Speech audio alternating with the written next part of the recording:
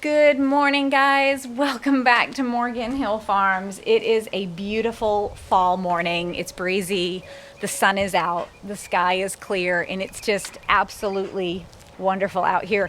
I don't know about you guys, but I always get really excited when we get that change of season happening. I get kind of tired of the seasons once we've been in them for so long, but I love having that change of season, and in South Carolina we get that, so it's super, super nice. But I just came down my front porch steps and I wanted to share with you guys. I have a bunch of Long Island cheese pumpkins. Those are those orange pumpkins that sort of look like a cheese wheel that you're seeing here. We grow those down in our main garden, and that is what we use for pumpkin puree, also sort of as a type of squash. These pumpkins are not plagued by squash bugs. They don't have a problem with squash vine borers. They're just super prolific. And so I had so many extra this year. I've already processed everything that we need for the year, but I have about 15 to 20 more inside in my dining room. And then these are the excess above and beyond that I'm just using to decorate with this year. This was the original pumpkin that was grown in New England for pumpkin pies.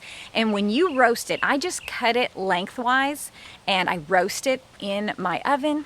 That gives you the most silky pumpkin puree, and it is incredibly sweet.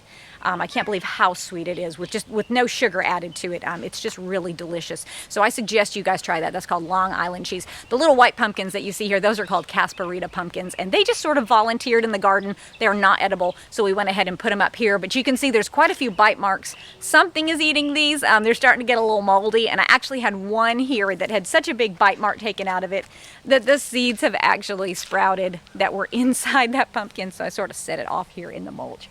So we are definitely looking forward to enjoying some of that weather where we can curl up with a blanket on the sofa with a cup of hot chocolate, maybe a book, maybe put the fireplace on, something like that. So yeah, just a really nice time of year, really excited for fall, and of course winter too. But I wanted to talk to you guys today because recently I've been seeing some comments about the fact that, the things that I'm talking about are very doom and gloom, about how I'm fear-mongering, asking why I'm putting out this kind of content. And so I wanted to give you guys, especially those that haven't been with me for very long and may not know, a little bit of background about where we came from, and why it is we do what we do here, because I think you're going to actually be incredibly surprised to learn a few things about us. So I was the mom who cared about keeping my house clean. The fact that my kids were doing their school, maybe baking some cookies with them, maybe going to Hobby Lobby, decorating the house with a few crafts that we made, things like that. That was me. I could have cared less about growing anything. In fact, I never even had a house plant. Now, when I was growing up, my mom had a couple of tomato plants, a small little garden area.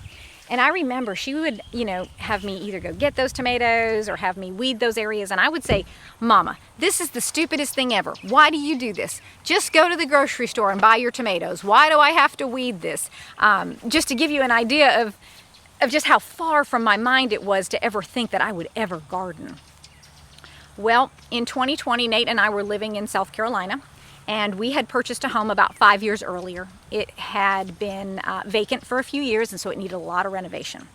So we renovated that house. We put a new roof, new gutters, new windows, new doors.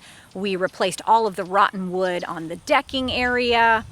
We renovated the kitchen. It was a beautiful kitchen. It had a big island where the kids could sit on one side and do their school, and I could be on the other side, maybe preparing some food, or maybe we would be baking cookies or something like that. Anyways, we renovated that whole house to be our forever home. We thought we were gonna be there forever.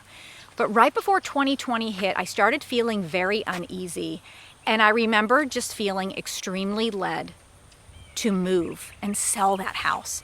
And I struggled with that for months. And finally had gotten the courage to go tell Nate what I was feeling, because we had spent so much time and money and so much heart and soul, put so much into that house to renovate it. And I went to him and I said, Nate, I feel like we need to sell this house. I feel like we need to move somewhere with property so that we can grow our own food. And he looked at me, and without even blinking an eye, he said, well, if that's what you feel like we need to do, then we're going to do it. And he is so good. He is so good to me.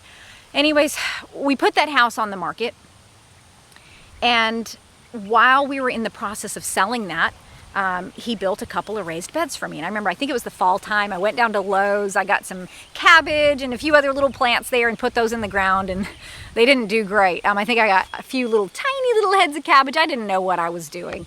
And so anyways, that was sort of my first experience with growing anything.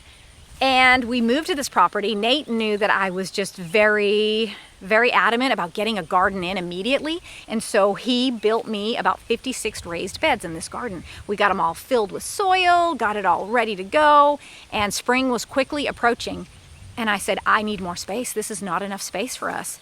And poor Nate, the overwhelmed look on his face, and he said, well, okay, but I've got to do other things, and I've got to do a little bit. I'm traveling for work and whatever. And so the kids and I learned how to install an in-ground garden over a pasture area. I drove the tractor, learned how to, do all that. We went ahead and built that entire in-ground garden by ourselves. And so that's how we ended up with this massive garden. We also had chickens. We got pigs, dairy goats. At our last property, although we were on 5 acres, we were zoned equestrian. I couldn't even have one chicken there. Not saying that I didn't have chickens, but we weren't allowed to have chickens there. And so that's why I felt so impressed that we had to move. We weren't going to be able to do what we needed to do on that property. And so we moved here. It had nice level ground, and it was the only property at the time. If you guys remember 2021, it was very difficult to find properties. Housing supply was in very big demand at that. And luckily we found this property. It was the only one that had nice, flat, usable land, an area where we could put a nice garden in. And so we put an offer on, and we got this house, and we got going.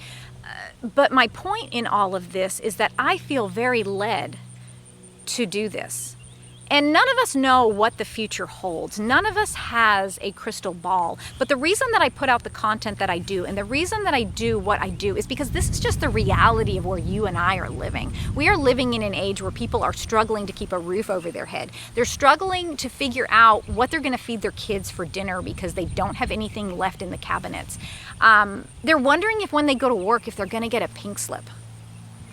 And what will they do if they lose their job? I mean, most Americans, you get a flat tire, and that small inconvenience is a major crisis because we don't have the savings accounts anymore. Our financial situations are just deteriorating so rapidly, and that is the reality that you and I live in. And so the content that I'm putting out is to educate you guys on what's going on, to just kind of keep you informed, and also to tell you what I'm doing to prepare, how I'm doing things, maybe teaching you a little bit. Like I said, I didn't know any of this. I had to go to the library. I remember taking out 50 books at a time because I have like the homeschool teacher library card, and I would take out 50 books at a time, and I would just sit and read every night. I would follow things on YouTube. I would watch video clips. I would make notes of everything. I didn't know how to preserve food. I didn't know how to can anything, to water glass eggs, heck, even baby chicks. It seemed incredibly impossible at the time. I had no idea how to do any of that, but I learned. And my point in this is that if I can do it, guys, you can do it too. If you're feeling led to do this, even though it seems like an insurmountable task, and believe me, there were times where I thought, man, it just seems so overwhelming. But we did it, and we're here, and we're doing what we really feel called to do. And sometimes we do things like that orchard I've told you guys that we've put in up at the front of the property. We put 53 fruit trees in there, and I'm kind of regretting that because this small area that we have here with I think we have maybe 5 peach trees and 4 pear trees and figs and blueberries. Those fruit trees took so much of my time this year, and they were so time consuming, and they just take a lot of effort. And so I'm kind of rethinking that 53 tree orchard because that is just going to multiply all of that work. But, sometimes I think, well, maybe that's God's plan, Maybe he lets us do these things and we're kind of aloof and happy and motivated at the time. And then, we'll think about all the bad stuff later, but he wants us to get that in because maybe we're here to be a blessing to our community and our neighbors and our family. And I want to share that with you guys. I've had failures, but we've also had some amazing successes. And I refuse to live in a world where I am fearful. I cannot tell you how much peace that this garden has given me, the peace that I have knowing that I have eggs, knowing that, we raise pigs, and knowing that I don't have to go buy peaches from the local farmer or you know, spend that money because we have it here on the property in case there ever was an emergency, in case Nate lost his job and we couldn't afford to buy it, in case things get so bad that maybe the supply chain breaks down. Maybe it's just a weather emergency or something. But I have it here and I can take care of our family. You know, I'm not out working a job and earning money and contributing financially, but I'm doing all that I can to make sure that my husband and children are taken care of the best way that I can from home.